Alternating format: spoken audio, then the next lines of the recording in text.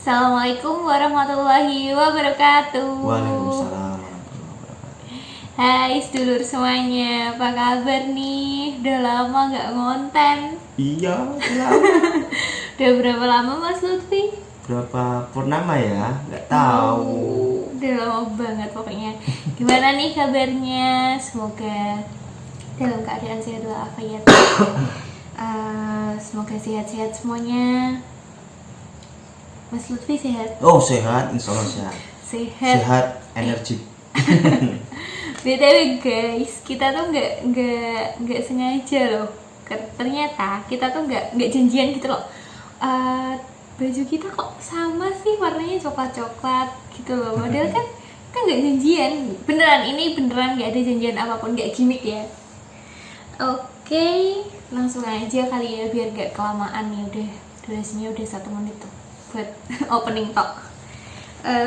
Kali ini mau membahas apa? Masih sama di buku ini, melanjutkan subbab selanjutnya, gitu ya. Oh iya, kok lupa perkenalan sih? Udah kenal, Oh, udah udah terkenal kenal. nih KW-nya Mami Apaan sih? Ganti aku Mas Lulu. Udah lanjut ke pembahasan ya. Udah kenal ya, jadi kita nggak perlu kenalan lagi kan.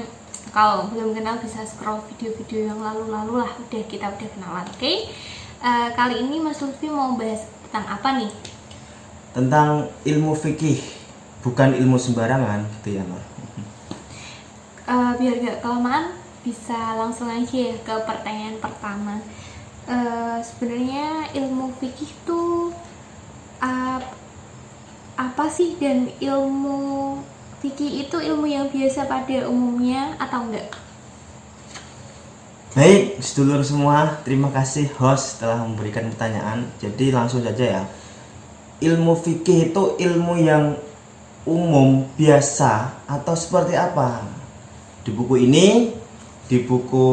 ini ya, yang saya baca, ternyata enggak gitu. Ada sebuah judul subbab yang sangat menarik gitu kan. Apa judulnya? Yaitu ilmu fikih bukan ilmu sembarangan gitu kan. Maksudnya gimana gitu. Mari kita bahas. Jadi kata penulis seperti ini. Kalau kita menggunakan Google dan mesin pencari sejenis untuk mencari sebuah artikel tentang hukum fikih suatu masalah di internet, pastilah kita akan banyak disajikan berbagai macam sumber yang kita sendiri bingung untuk memilih baca yang mana. Betul. Tapi sayangnya, dari sekian banyak artikel fikih yang ada, sebagian besar malah bukan artikel fikih yang sebenarnya. Penulis lebih sering menyebutnya dengan istilah seem like fikih, but it's not. Kelihatannya seperti fikih, tapi tidak gitu. Karena apa? Karena banyak artikel yang berseliweran yang berhubungan tentang itu, bukan malah membahas dari segi fikih dengan mengeluarkan pendapat-pendapat ulama fikih 4 mazhab atau selainnya, tetapi yang ada justru artikel penghakiman akan suatu masalah, bahwa masalah ini haram, bid'ah atau sejenisnya gitu kan, tanpa menyertakan bagaimana istidlal hukum yang diambil dari dalil yang ada. Malah hanya dengan satu hadis saja sudah bisa dikenali hukum suatu masalah tersebut tanpa melihat bahwa ada ayat dan hadis yang berhubungan dengan masalah tersebut.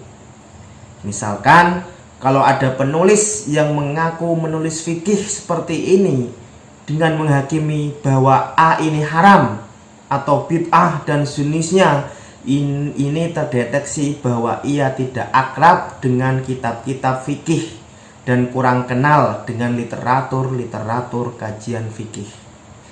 Terlebih lagi bahwa memang bid'ah itu bukan termasuk hukum taklif yang dikenal oleh para ulama fikih. Ulama fikih hanya mengenal hukum taklif ada 5 ya lor. Yang pertama apa? Wajib, sunnah, haram, makruh, dan mubah. Bahkan Menurut ulama Hanafiyah atau madhab Imam Hanafi itu hukum taklif ada 7 gitu kan. Apa? Yaitu fardu, wajib, sunnah, haram, makruh, karohah tanzih, makruh, karohah tahrim, dan mubah. Tidak ada yang namanya hukum bid'ah. Dan kalau kita buka lagi kitab-kitab klasik para ulama salaf yang memang benar-benar salaf, yaitu para ulama fikih 4 madhab, kita tidak akan menemukan adanya hukum bid'ah yang menjadi hukum suatu amal. Karena memang fikih ini bukan ilmu sembarangan yang asal bisa disimpulkan hanya dengan hadis atau ayat tanpa tahu bagaimana cara mengistimbat dan beristidlal dengan metode yang memang ulama sudah sepakati. Rasanya memang perlu untuk sedikit membahas tentang apa itu ilmu fikih agar lebih paham dan jelas bahwa memang ilmu fikih bukan asal hadis, ilmu fikih bukan asal ayat, ilmu fikih bukan asal Al-Quran dan sunnah kemudian langsung memvonis. Bukan seperti itu gitu kan. Itu terlalu mudah bagi para ulama fikih karena memang tidak semudah itu. Jadi begini lor penjelasannya. Kalau sekarang kan udah zamannya internet ya. Internet dan juga semuanya lewat Google ada, semuanya ada gitu kan. Ada ChatGPT juga gitu. Nah, orang tuh sekarang lebih mudah untuk mencari sebuah hukum. Misalkan ketik saja hukum, misalkan hukum berjenggot, misalkan hukum memakai jilbab, itu kita bisa searching di Google langsung keluar semua artikelnya. Tapi masalahnya banyak sekali website, blog, artikel-artikel itu justru tidak membahas fikih, tapi langsung memvonis sesuatu hanya berdasarkan ayat tertentu, hadis tertentu gitu kan. Satu hadis, satu ayat. Padahal itu hukum tersebut masuk dalam ranah fikih, dan fikih itu adalah ilmu yang sangat luas, ilmu yang sangat rumit, yang sangat jelimet, sangat rigid karena butuh kapasitas, butuh keilmuan yang sangat mumpuni. Bukan sembarangan orang untuk bisa mengistimbat dan beristidlal dengan ayat dan hadis yang kemudian muncullah hukum fikih itu. Itu gak semua orang loh. Hanya segelintir orang, beberapa orang saja. Seperti dokter spesialis lah seperti itu. Oleh karena itu, di sini penulis mengkritisi banyak sekali artikel yang istilah seperti fikih tapi bukan fikih ya. Kelihatannya kayak hukum fikih tapi sebenarnya itu bukan hukum fikih, itu hanya vonis ya. Vonis berdasarkan ayat tertentu, hadis tertentu. Padahal itu hukum fikih. Sehingga banyak sekali sekarang ustadz itu kan yang sering memvonis dengan seenaknya, bid'ah, ini bid'ah, itu bid'ah. Padahal bid'ah itu sendiri bukan hukum fikih, bukan produk hukum fikih. Karena produk hukum fikih itu hanya 5: wajib, sunnah, haram, makruh, mubah. Bahkan di madhab Hanafiyah itu ada 7 gitu kan. Terus kemana, di mana letak posisi bid'ah itu gitu kan? Itu nanti ada pembahasan tersendiri. Intinya bid'ah itu bukan hukum taklif, bukan hukum fikih gitu kan.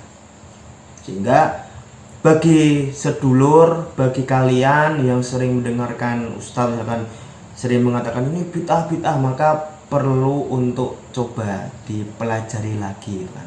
Barangkali ustaz tersebut belum belajar fikih gitu kan.